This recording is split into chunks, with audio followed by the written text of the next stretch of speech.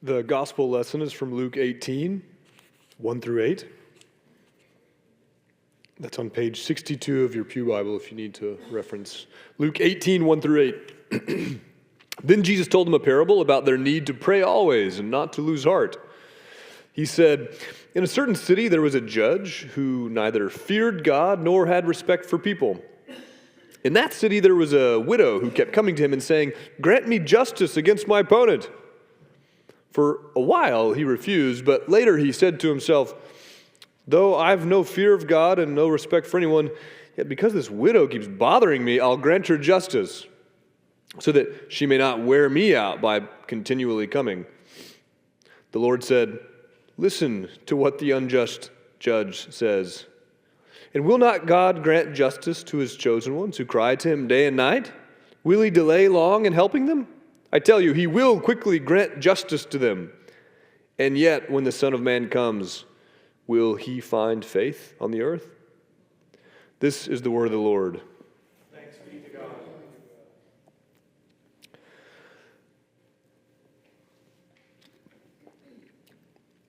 So this passage talks a lot about judgment and justice. I'm curious, I'm going to ask you, you don't have to say it aloud, but I want you all to just do something for me for a minute, is consider for yourselves what you think about whenever you hear the notion of God's judgment. So if someone says, God's judgment, I want you to just think about for a minute, what are the associations you have with that? You don't have to tell me, you just have to be honest with yourself.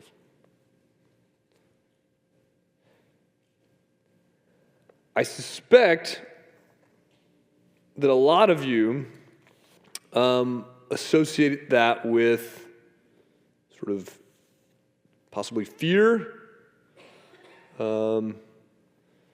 possibly trepidation, probably something that's sort of like a threat, basically. When you hear the word God's judgment, you basically hear it as like a threat.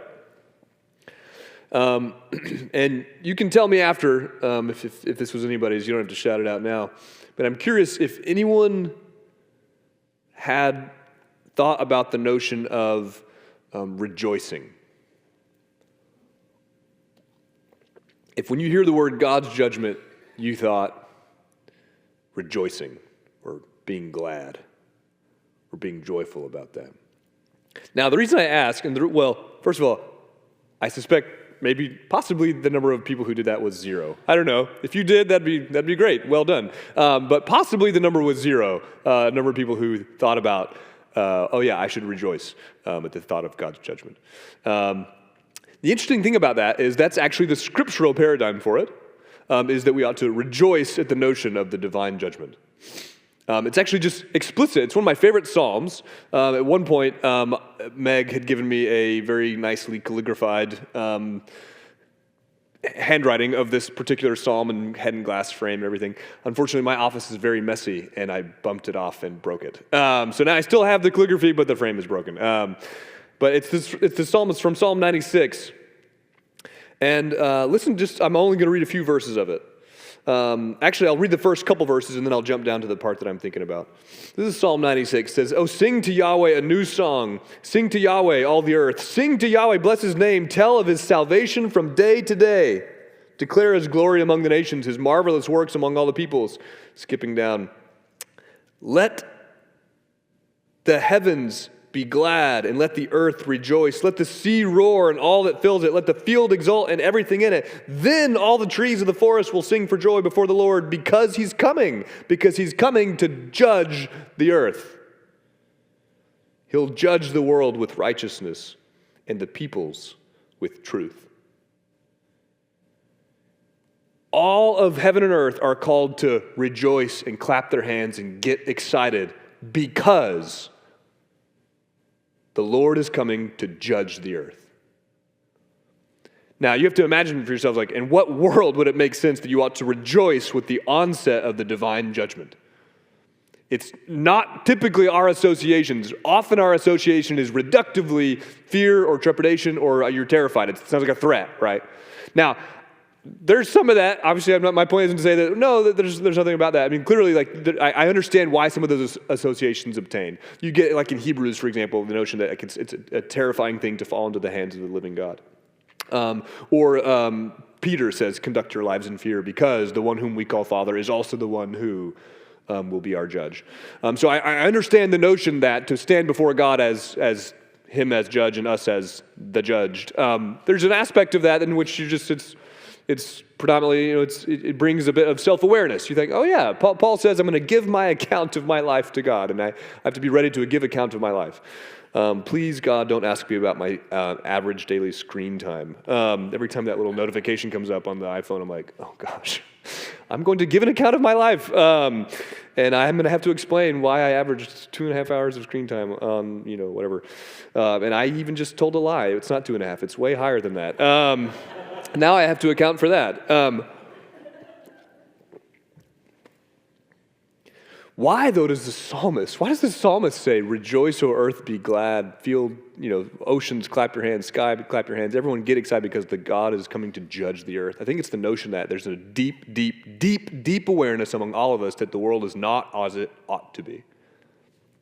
A deep awareness, just either in our own psychology or intuition, or if you've ever read a newspaper headline, or if you've ever been around lots of people for lots of periods of time, you recognize there is something that is not right about the way the world works. The thing that's not right about the way that the world works is that we often recognize, even though we don't always have the language for it, what's often the case is that because injustice reigns, a lack of justice is the way that the world often works. We're not surprised when injustice is committed. In fact, often, think about how often something bad might happen, and then you think about a happy ending, and it all worked out. You're surprised. That's the thing that surprises you.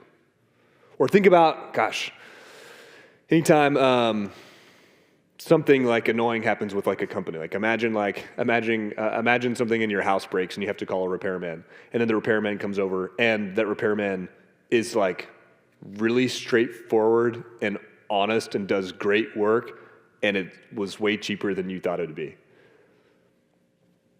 That's when you're surprised, right? Anytime some company tries to do something and you feel like you're getting something's not completely right, you're often well, yeah, that's just the way the world works. Everyone, of course, is trying to take advantage of everyone else. That's what we think is just intuitive or right? In fact, I'll shout out for this guy. We had an air conditioning unit breakdown a couple months ago, and the guy came over and he looked at it and he said, "Okay, yeah, I see what happened here. This particular part is broken." But don't, and I couldn't believe it. I told this story to multiple people because of how shocked I was. He goes, "Don't use us to fix it. If we do it, it'll cost you $400 to $700. This is the piece you need. Just go to the store and buy it. It costs about $30. And then just YouTube how to fix it. If you can't figure it out, you can call me." I was like, "What? What did you say?" And he sent it over again. He's like, "Yeah, this is the piece right here. Go buy this, $30. Go back, take the faceplate off your AC unit outside, and just screw it back in. Unscrew the one that's broken and screw this one in. It's really that simple." And I was like, okay, sure enough, 3 months down the line, the AC broke, and I had to go do all that, and I figured it out. It cost $30, and the guy was like, it would have cost $700 if we had done it. And I remember thinking, I was so grateful that guy was, but notice, I was so grateful that guy just what? Told me the truth. It's incredible. I was just so grateful. Now, granted, it is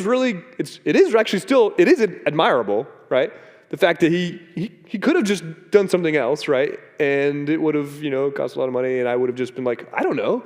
The guy tells me to repair something, and he thinks it has to be done, and he knows what he's doing, and I don't. You're working on trust, right? The point, though, is that so often the way the world works, we kind of assume that injustice will be committed. We're shocked when it's not. Oftentimes we're shocked when someone's honest, or we're shocked when they do the admirable thing, or we're shocked when things work out better than you could have thought. That's the thing that often shocks us, right? And that's not just sort of pessimism or functioning on a pessimism or optimism scale. It really is the case that oftentimes things just Not only are they not just as good or pleasurable as they ought to be, it's that they're not as just as they ought to be. In other words, what we all long for is for justice to take place. We all know that there are things that happen that are not taken care of, and we want someone who's in charge not only to know the right thing, but to do it, to have the courage to do it. And we rightly labor under the condition and under the conviction that the people who are often in charge are not equipped to handle it rightly. The people who are in charge are often not equipped to actually do justice. And sometimes that's simply a byproduct of their own finitude. Sometimes the fact that injustice reigns is simply a fact of our own finitude, our own limitedness. You think of like crimes that happen for which there were no witnesses. And you might even have a just judge who really wants to bring justice, but you just like, his hands are tied or her hands are tied. Like, there weren't witnesses. I don't know what to do. Like, they can't just convict on nothing.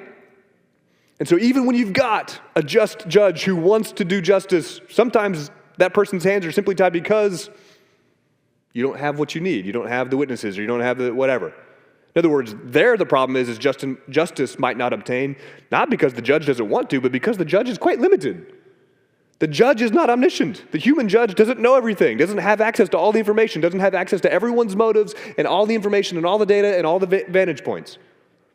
In other words, the testimony is just lacking. So even sometimes when you want justice and the person who's in charge is just and wants to do it, even still justice might not obtain because the one who's doing it doesn't know everything and can't see everything. And even then, take one more step. What if you then see all the actions? You have every single vantage point of every single action. And the judge knows everything. Even then, all the judge can do, sort of like a referee in a game, all that judge can do is judge the observable action.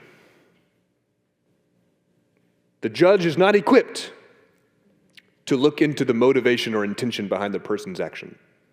The judge is not equipped, in other words, to look at the intention of the human heart. So even when the action that was observable, is completely known about, there is still a limit in the judge's capacity to do what is right because of the incapacity of the judge to see the intention of the human heart. I've seen, for example, my son do something he wasn't supposed to, visibly by the action, and then he came and explained it to me, and he told me like what had actually happened, and I realized like the only action I saw was sort of like when you come in the room, and the only action I saw was him on top of Kate, like this on the ground, and she's crying. That's all I saw, right? So then I'm like, oh, Jack, get over here. He comes over and explains it to me, and he's like, no, really. She fell, and then I got down there to hug her and say, I'm sorry that she fell, and that's the moment that I walked in. And then they both stand up, and I can know my son well enough. He's 6 years old. I know enough to know when he's telling the truth. And Kate then confirmed the story, and she's like, yeah, that's what happened. I'm like, okay, there you go. That's different, right? But in other words, like sometimes all I have is this briefest moment of interaction, but I didn't know why Elijah was on the ground, on top of Kate, and she's crying. And if that's all I had seen, I would have come to a conclusion, and I would have been wrong, because I would have been wrong about Elijah's own motivation in doing it. His own motivation had actually been to comfort, but all I saw was that brief final moment of the action. The action looked wrong, and I didn't know Elijah's own personal motivation in it. Now, what's my point? Like, what's the point here? The point is that thank God, that's not what God is like. God is precisely the one who not only is capable of doing justice, who intends to do justice, but is the one who knows and sees all things. Oftentimes, that again sounds like the threat. Hey, God knows and sees everything. It kind of sounds like some sort of like eternal Santa Claus, right? And that can sound like its own threat.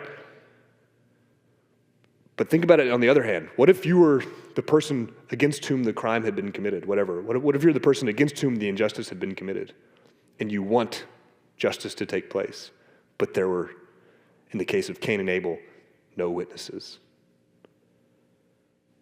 Will justice ever obtain? Will you ever receive vindication? Will the situation that's gone so terribly wrong ever come to be put right again? And the scriptural answer is yes, because God knows and he saw, and he knows not only what happened, but the intentions behind all the agents. Not only does he know it, but he wants to fix it. He intends to fix it.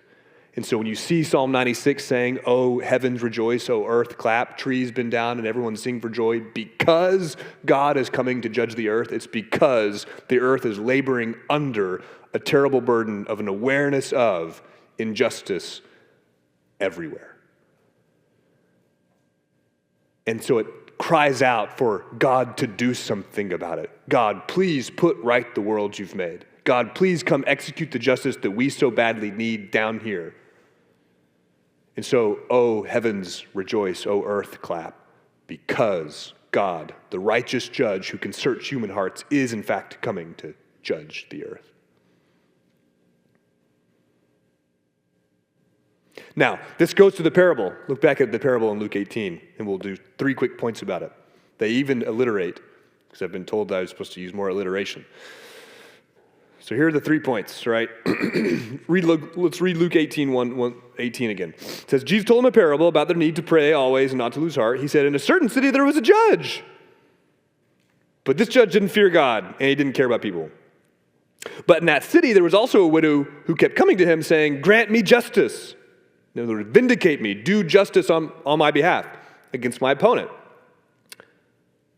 But for a while that judge refused. But later he said to himself, though I have no fear of God, no respect for anyone, but because this widow keeps bothering me, I'll grant her justice, so that she may not wear me out by continually coming to me.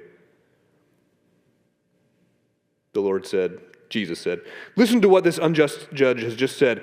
Won't God grant justice to his chosen ones who cry to him day and night? I tell you he will. He'll grant justice to them.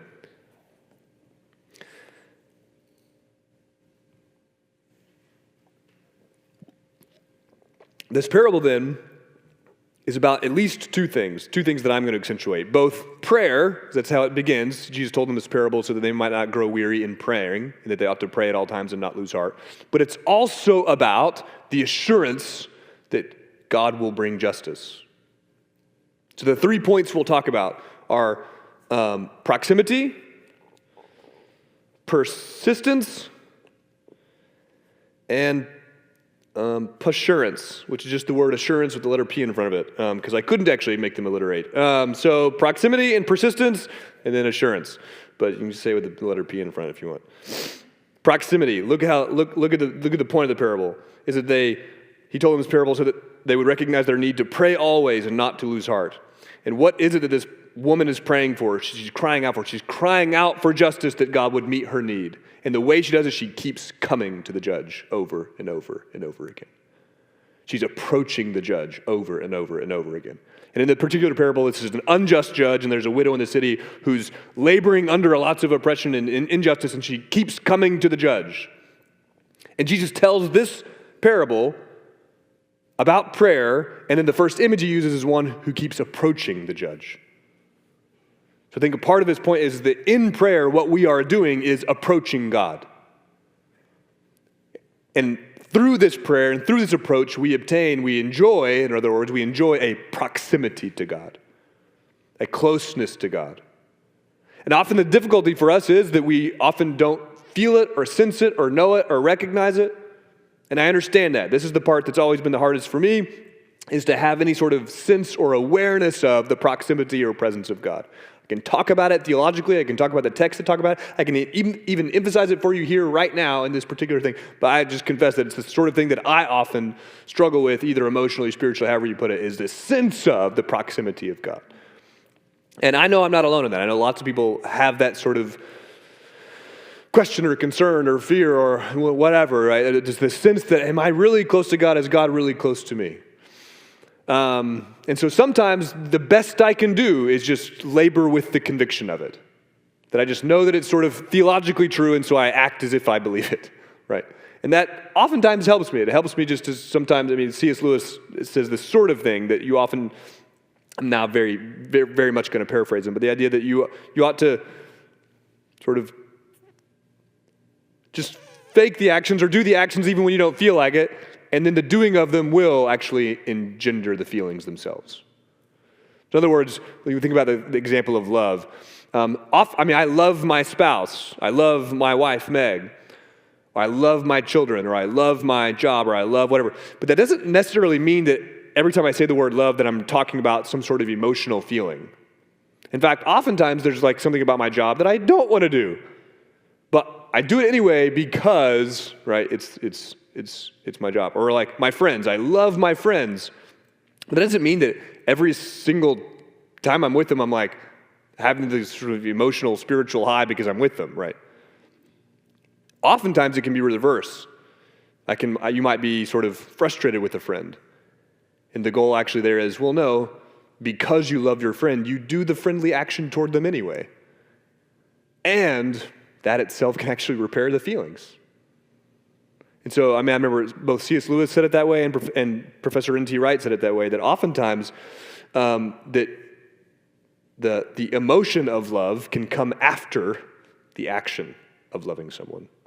So that if you're in a long-term relationship with somebody, if your spouse or whoever else, and you can even hear this phrase, that the love has gone cold, what people really mean is sort of the emotional attachment. But that these scholars, Lewis and Wright and others, have sort of advised, like, you do the loving action anyway, and that can actually reignite the feeling itself. So that oftentimes the feeling of love will come as an after effect of doing the loving thing.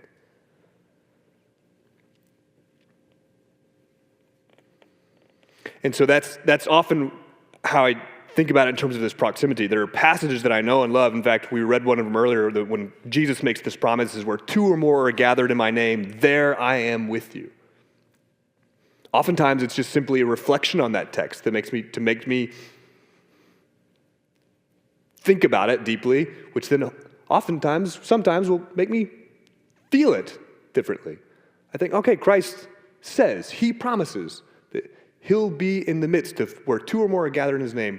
Christ himself assures, there I'll be with you. So just reflecting on that has often led to a sense of his proximity. It doesn't always come naturally, as it were, for me personally, for whatever reason. I don't know why, psychologically, but it just hasn't. But oftentimes the very first thing I need to do is just reflect on the fact. Christ himself promises to be present with his people. So reflect on that fact and reflect on the fact of his promise of proximity or nearness. And keep coming to him. So that in prayer we're approaching God and we're being proximate. The next part I wanted to emphasize is persistence. The woman kept doing it. It says the woman kept coming over and over and over again to the judge and finally wore him out. This unjust judge says, gosh, this would just be done sooner if I would just actually give her what she wants. And so the unjust judge, who doesn't care about God or people, enacted justice on her behalf simply to get her off his case. And this is the particular example that Jesus gives us about how we ought to approach God. Now, importantly, there's an important difference. The unjust judge, in this stance, at one level, stands for God in the sense that he's the one who can do justice. But remember, in parables, they don't always work in a one-to-one correspondence. So Jesus' point is not to say that God is like this unjust judge, because the important difference is that excuse me, the judge in the parable doesn't care either for God or for people. So clearly that can't be a one-to-one with God himself, because God, you wouldn't say that God doesn't care about God. And also, God does care for his people. That's actually the whole point of the parable. So really, the comparison between the unjust judge and God works not as a one-to-one, but as a lesser to greater. If even this unjust judge acted this way and brought justice, how much more will the God who does care about justice actually do it? So the comparison between the parable is not a one-to-one between the unjust judge and God. It's what's called a lesser to greater. The unjust judge did justice for this woman, and this guy didn't even care about justice. How much more will God, who cares about justice, actually do it? And finally, assurance. The reason this works, as it were, clearly the parable is prescribing persistence, that the person ought to really keep approaching God and really keep demanding and asking God to bring justice. But it doesn't work simply because of persistence. In other words, the persistence is rewarded not simply because we're persistent. Remember that persistence is good, but remember that in the parable, the persistence worked because that's what the lazy judge needed. But here, when we're actually approaching God and talking to him, our persistence doesn't rouse God to do something that he himself doesn't want to. In other words, that's what was required in the parable because the unjust judge doesn't care. The lesser to greater indicates that, no, God actually does care about that. And so yes, be persistent and don't lose heart, don't grow weary in approaching God, but be assured that God's going to bring justice and vindicate his people because that's what he himself wants to do. In other words, it's God's own goal to bring justice to this creation that he's created. And so it's the demand to be persistent in prayer is actually grounded upon the assurance that God is just and wants to bring judgment, wants to bring justice. In other words, Jesus isn't saying, be persistent, let's see if you can get God to do something he doesn't want to do. The logic works the other way around. God himself wants to bring justice and judgment. Therefore, you can go to him persistently for it. This one speaks to me deeply because often we recognize that we think that no one sees the wrongs that are done here on earth. We think that no one sees the wrongs that are done to us, either at an individual level or at a global level. And the scriptures are trying to indicate to us that no, God does see, God does know, and God will act on his behalf of his people. That's why I love that psalm. It says, rejoice, O heavens and earth, because God is coming to judge. Or that text from Genesis 18, where Abram is talking to God, asking him whether he'll judge this particular town or not, and then finally he throws up his hands in the end and just says, isn't it true that the judge of all the earth will do what is right? That's just his foundational assumption going forward. He knows that he can go back and forth with God talking about justice and judgment all he wants, but then he finally just ends the conversation with the assurance that he can rest easy because he knows that the judge of all the earth will certainly do what is right.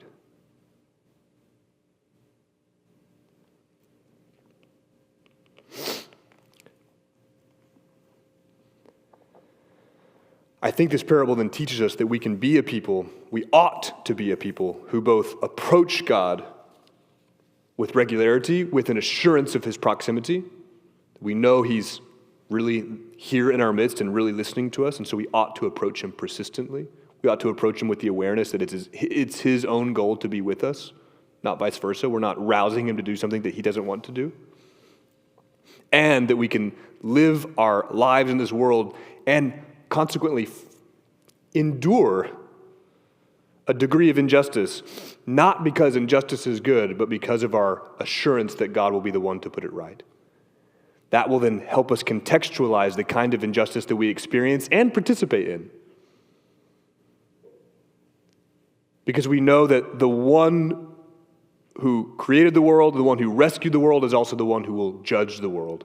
And that we can experience a measure of relief at the injustice that we see and experience and even participate in, and be motivated to not perpetuate it, and also live with the assurance that God himself will vindicate it. God himself will see the wrongs that are done on the earth and fix them and correct them. And we can say with Abram that, will not the Lord of all the earth do what is right? Let me pray. Father in heaven, thanks for this day. Thanks for this time together. Thanks for this chance to read your scriptures and to learn together. We love you, Lord. We ask that our own hearts and minds are convicted and assured both of your own proximate presence and of your own desire to do what is right and to do what is just, and help us by your own Spirit to be the kind of people who live justly in this world and who look forward to your own justice being done in the day in which all things will be put to right through the Messiah, who will judge the intentions of our hearts and bring justice and righteousness to the earth. We love you, Lord. We trust you. We pray all these things in the name of the Messiah. Amen.